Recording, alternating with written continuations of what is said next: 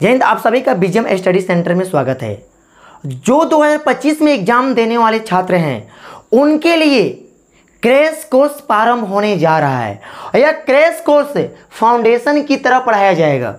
जो एग्जाम में क्वेश्चन पूछता है या पूछने वाला होगा सभी के सभी क्वेश्चन और आंसर के साथ कराया जाएगा, और वैसे क्वेश्चन कराया जाएगा जो आपके एग्जाम में क्वेश्चन सभी के सभी क्वेश्चन लड़े। यानी कहने का तरीका यह है, आपको जो क्रैश कोर्स के अंदर पढ़ाया जाएगा, यानी यहाँ क्रैश कोर्स में सभी के सभी चैप्टर को पढ़ाया जाएगा। तो सबसे पहले क्रैश कोर्स क्या कुछ है समझ ले सिलेबस से। आगे सिलेबस क्या होने वाला है, तो सबसे पहले सिलेबस यह है। तो पहले सबसे पहले क्लास 10th का बाबू देखिए सिलेबस है।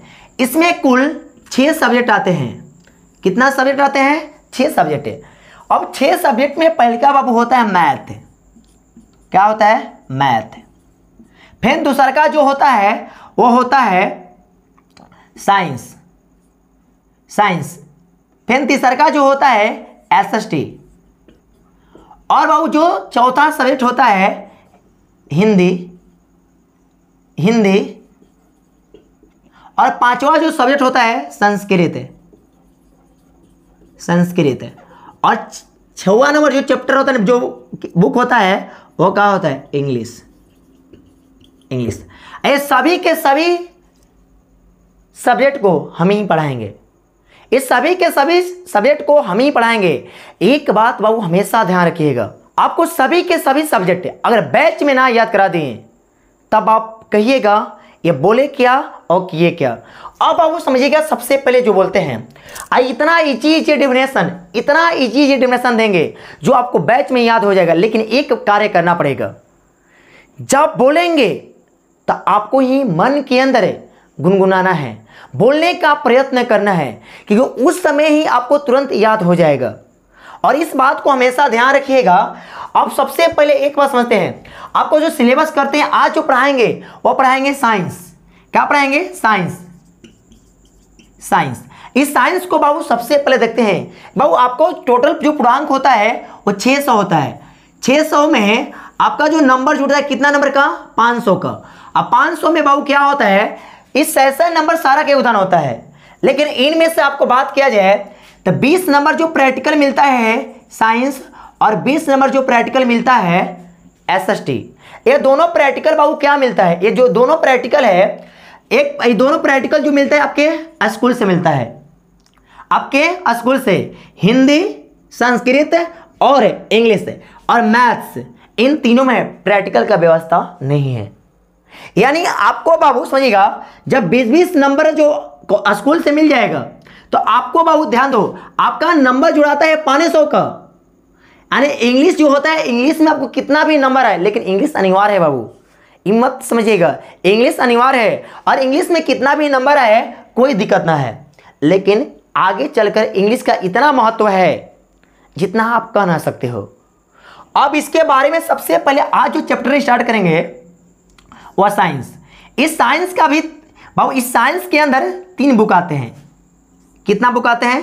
3 बुक आते हैं।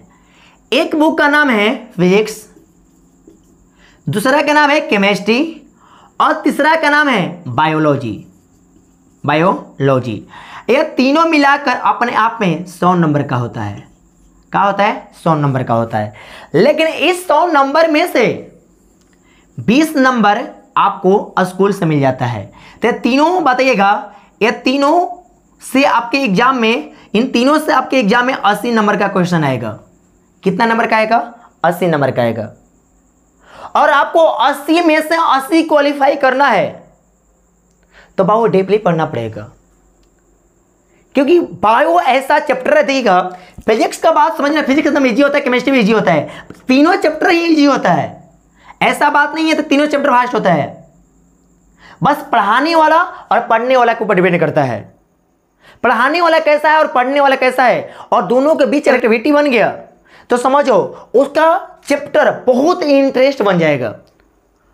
आज जिस चीज में इंटरेस्ट हो जाता है वो अपना बन जाता है। यह सीरियल मूवी ना है तुरंत देखो याद हो जाए, बस इसको रिवीजन की आवश्यकता होता है।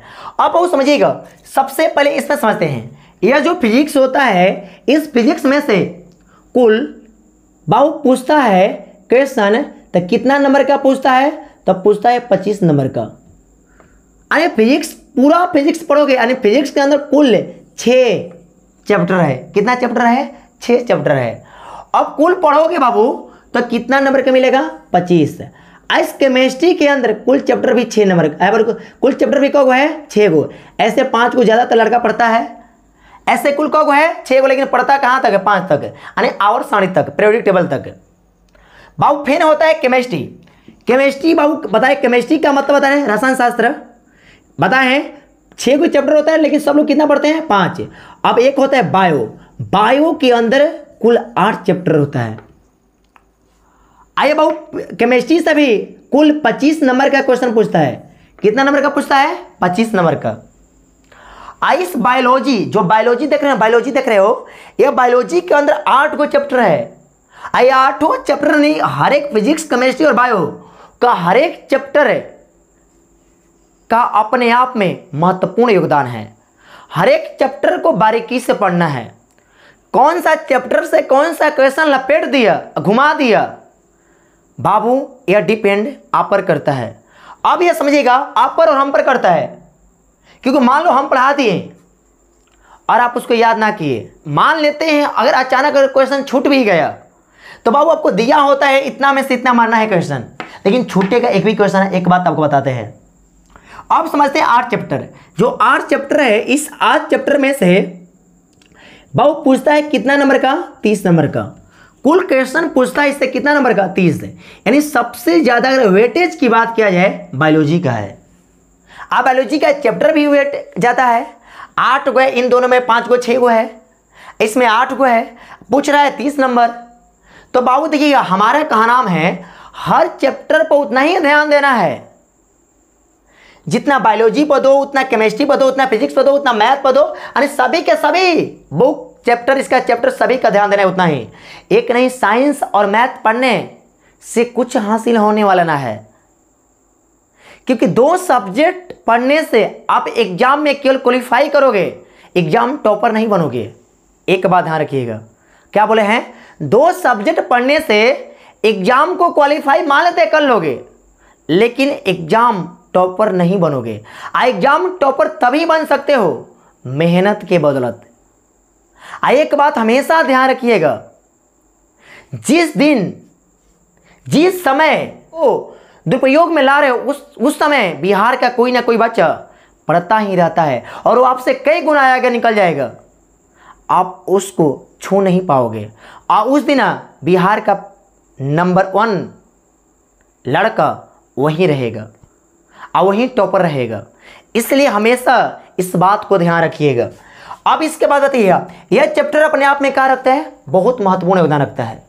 इन चैप्टर में से जो पहला चैप्टर है, जिसका नाम है बायोलॉजी का, देखो इन तीनों में से बायोलॉजी का पहला चैप्टर पढ़ाएंगे जिसका नाम है जैव परिक्रम। इंग्लिश में बोलते हैं लाइफ प्रोसेस, यानी हमारे जीवन के बारे में कैसे काम। मैंने पहले का चैप्टर है जैव परिक्रम, क्या है? परिक्रम। पहला चैप्टर के नाम में क्या बाबू है? जैव परिक्रम।